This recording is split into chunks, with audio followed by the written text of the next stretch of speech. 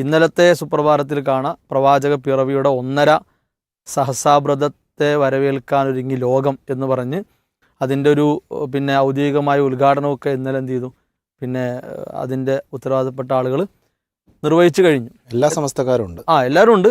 പിന്നെ ഓരോരുത്തരും അവരുടേതായ പങ്ക് ഇതിൽ അറിയിച്ചു കൊണ്ടിരിക്കുന്ന ഒരു സമയമാണ്.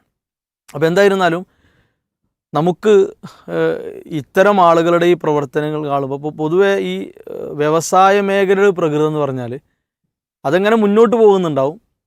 കുറച്ച് ആളുകൾ കുറയേ അല്ലെങ്കിൽ എന്തെങ്കിലും പിന്നെ ശക്തമായ രൂപത്തിലുള്ള വിമർശനങ്ങളൊക്കെ അവരിലേക്ക് വന്നു ചേരുന്നൊരവസ്ഥ ഉണ്ടായാലും എന്ത് ചെയ്യും, പെട്ടെന്നൊരു വലിയ ഓഫറുകൾ പ്രഖ്യാപിക്കും ഭയങ്കരമായിട്ട്. അപ്പോൾ ആ ഓഫറിന് ലക്ഷ്യം എന്തായിരിക്കും, ഒന്ന് തല പൊക്കണം എന്നായിരിക്കും.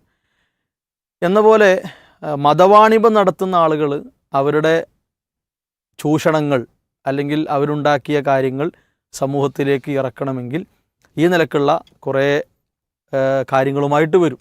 അതാണ് ഇതിനെ സംബന്ധിച്ച് സൂചിപ്പിക്കാനുള്ളത്.